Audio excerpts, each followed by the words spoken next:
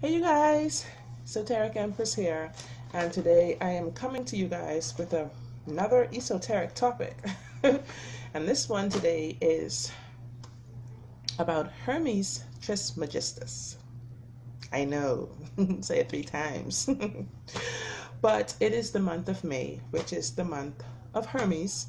So I thought I would go through some of his attributes and characteristics, and of course the 7 principles, 7 Hermetic principles, as it applies to us in our lives, as it applies to magicians, as it applies to alchemists, as it applies to anyone. The Greek god known as Hermes was responsible for like speed, like that means travel, like roads, movement, commerce, I guess, like trade and merchants. They did a lot of travel. Shepherds, all of that. Then he was also known in the Greek sense as the magician, as the great astrologer, as the great astronomer. Like, magic encompasses so many different aspects, but Hermes was known for those. And then in Egypt, he is the Egyptian god, known as the Egyptian god Thoth. In the Egyptian sense, Thoth was known as the teacher of men and a messenger of the gods. Like, yeah, that's pretty deep. And the creator of magic. So the two still correlate, as well as the inventor of writing. That's awesome, isn't it?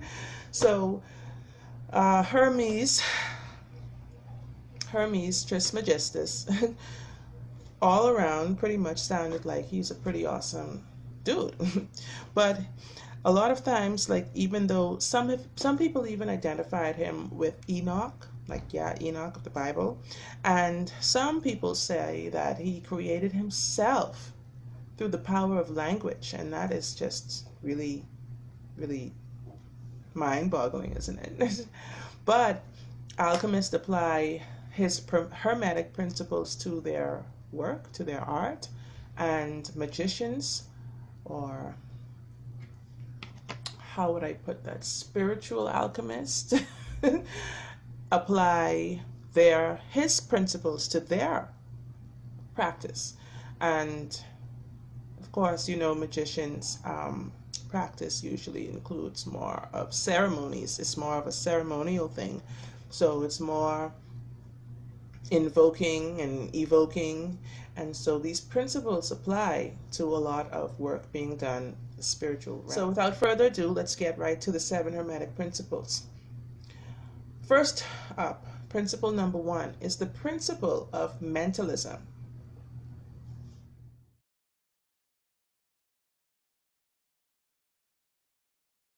All is mind. The universe is mental. And this for me is something that is very powerful. I'm just trying to balance this camera. It's very powerful because we all know that all is mind, that nothing starts before it is a thought. And thinking of the word Thoth, that is very similar to the word thought.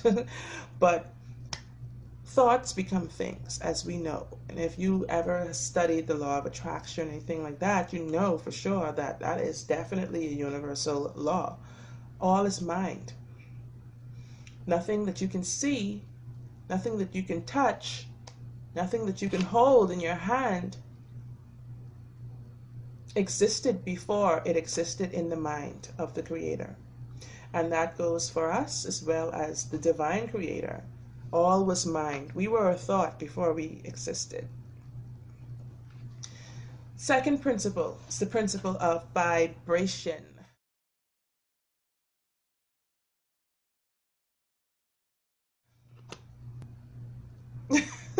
Nothing rests then. Everything moves. Everything vibrates.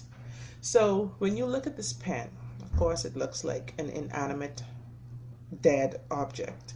But this pen has living cells. This pen has particles, molecules, atoms, all of those things that make it solid. But all of those things, what you can't see with your naked eye, are vibrating. This pen is not dead. This pen is not still. This pen is moving. But you're not able to see it. This is why some people actually, there is a practice, a religion actually, where people, I don't know if they go as far as to worship the objects, but they revere the objects because they revere the life that it's in them. Yes, these inanimate objects.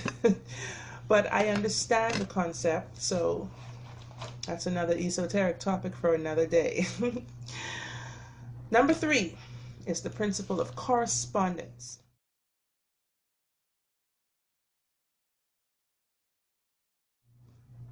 Correspondence. And that is a good one because that is the name of my channel. And the reason that I named the channel was because of these Hermetic principles. As above, so below. As below, so above. As within, so without. As without, so within. So everything, like I said, that has been created in the mind of the divine creator, as it is in heaven, it is also on earth. And this is why heaven can be a mental state as well, because all is mind. So if you're feeling like you're in hell or you're in heaven, on earth, it starts here with your perception. Correspondence meaning as above, so below now. So if you're living in hell in your mind, as above, you're going to be living in hell in your physical environment on earth from mind. Correspondence. All of these laws and principles are quite similar, but they're totally different. They're very different, but they're still very much the same. Principle number 4 is the principle of polarity.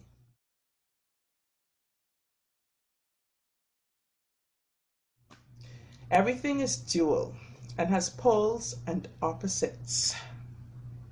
So the opposites are not different from each other. The opposites are identical.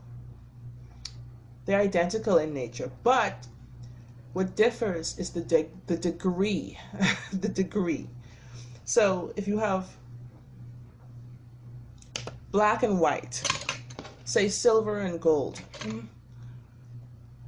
they're identical, but they're totally opposite on the spectrum of color, that is, the degree of color. If you have black and white, they're the same in the degree of, in the degree of pigmentation versus non-pigmentation. They're the same degree, but opposite. This is just awesome. Number 5, principle number 5 is the principle of rhythm.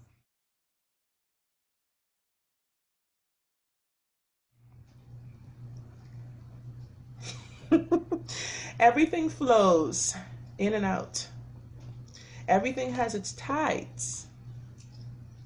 All things rise and fall. It's like the swinging, I'm going to use my pen again, of a pendulum. So it goes one side, but it has no choice but to come back to where it began. Go to the other side. It's going to have no choice now to go back to where it began again, to the other side. And this is why we have to realize when we understand these principles that they apply so much to our life every day, because like my grandmother used to say, today for you, tomorrow for me. Because it has no choice but to come back to you. It's nothing that's going to stay exactly the same. They're moving. It's moving. The tides of the ocean, it's going out, it's coming in. It's going out, it's coming in. It's going to come back. So, you know, sometimes you just have to get with the rhythm of how things are moving. And this is what alchemists and magicians and witches, I don't like the word witch because, you know, it implies such horrible, horrific things, but magicians or alchemists or spiritual alchemists are in total understanding of this, that when you get with the rhythm of life, you're going to win. If you fall back while the pendulum is this way, and you want to get on that rope, on that swing, you know what I mean? And people do this all the time, and then people talk about it being the Illuminati and all of this kind of stuff. People just have to understand these Hermetic principles are very powerful, and they're very real. They're very true. And you see it each and every day. You can't run from the laws of the universe. Number 6 is the principle of cause and effect.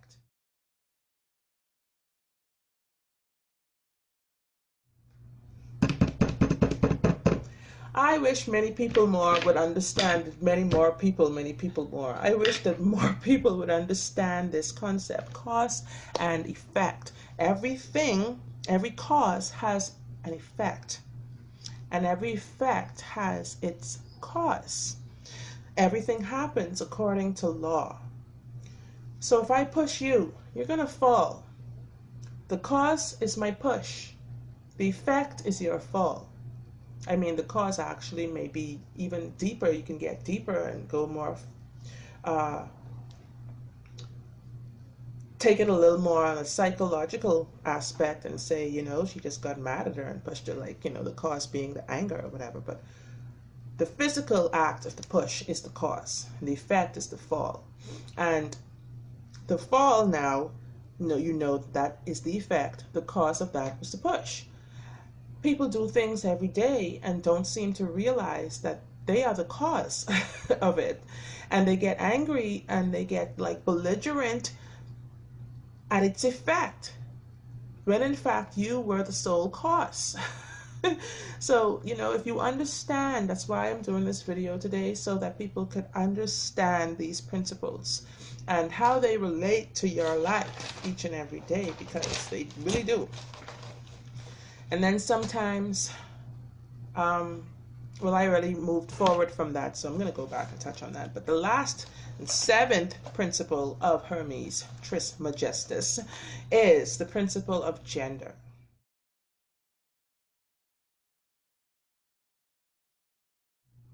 Gender is in everything, and everything has its masculine and its feminine principles or properties. Let's look at the sun and the moon.